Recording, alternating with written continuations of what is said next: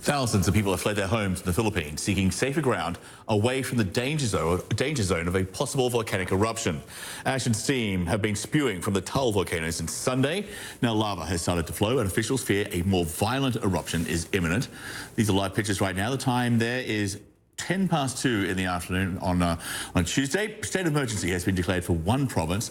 Everyone within a 17-kilometre radius of the volcano has been ordered to evacuate. GNN's Blake Estes with you now live once again from Hong Kong. We've got a situation. This is one of the most active volcanoes in the Philippines for the most part, but it's been dormant for what, about 4 decades, and that lured a lot of people to head back to that region, and now millions are at risk. Yeah, 1977 was the last time that this volcano erupted and actually killed people during an eruption in 1965 and 1911. About 1,000 people, about 1,300 people were killed. Scientists currently believe that another massive major hazardous eruption is imminent. And while it could be hours, it could be days. Today, actually, though, President Duterte is visiting the affected areas while his government is in the process of telling everyone within that 17-kilometer radius to get out before another hazardous eruption occurs. After more than 40 years of relative peace and quiet, Taal Volcano, one of the smallest in the world, started making a whole lot of noise. We were afraid and in a panic. We're thinking of how we can save our lives. It all started Sunday afternoon, about 60 kilometers south of the Philippine capital of Manila. A violent eruption, sending steam, ash, and rock, roughly 15 kilometers into the sky, raining down on the roughly 25 million people like Noel Suarez living below. It's difficult to get food because it's difficult to move. We cannot use the vehicle since it's muddy, and we cannot even clean it since there's no water. Almost everything is a problem now. And then you have the volcano spewing again. And after nearly 150 small earthquakes, Philippine officials believe it's going to get worse before it gets better. Nearly 500,000 residents have been ordered to evacuate immediately, believing another much larger eruption and possible tsunami could be imminent. The real hazard is that it has the potential for explosions. That's volcanologist Eric Clementi. He says that despite Taal's small stature, it's one of the most dangerous volcanoes in the world, a volcano with a deadly past, claiming more than 1,300 lives in 1911 and another 190 in 1965. So the people living nearby, the combination of explosions and a large population can really are the things that volcanologists really hope don't get combined. A combination that could be fatal and has already proven to be destructive. There are many destroyed houses. It's almost like a desert there because of the thickness of the mud. Leaving those like Armando Mendoza to wonder what might be left of his community when he returns home. A decision ultimately decided by Taal. Well, the Philippine government has ordered roughly that 500,000 people to evacuate the area so far.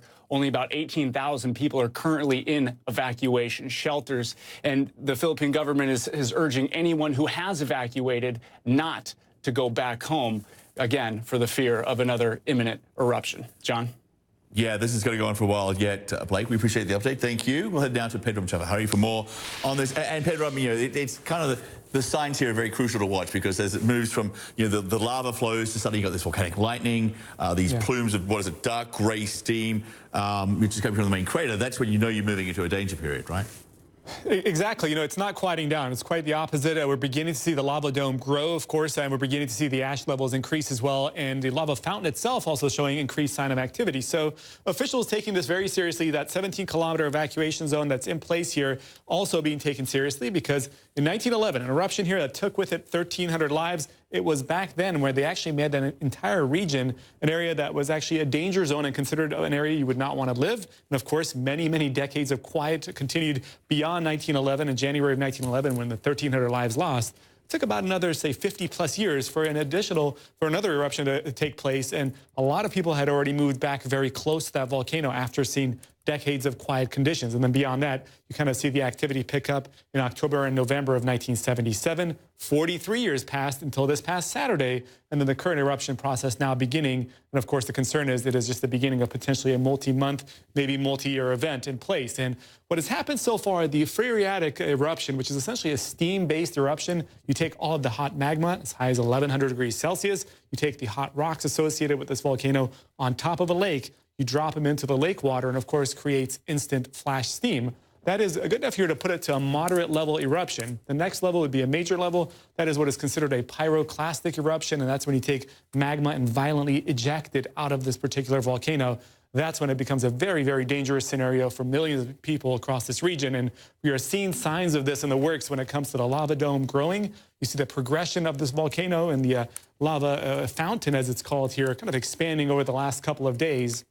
As this occurs, we know the activity is beginning to kind of pick up in intensity. The 200-plus earthquakes certainly playing a role in all of this as well. And didn't have time to get to it, but I did want to touch on what's happening in Australia, John, because conditions there also have been very hazardous, of course. But look at the air quality index there in Melbourne. It sits at 330+. That is hazardous compared to what is happening in Delhi, which is considered unhealthy at 190 or so plus there. So certainly a big story across parts of Australia as well.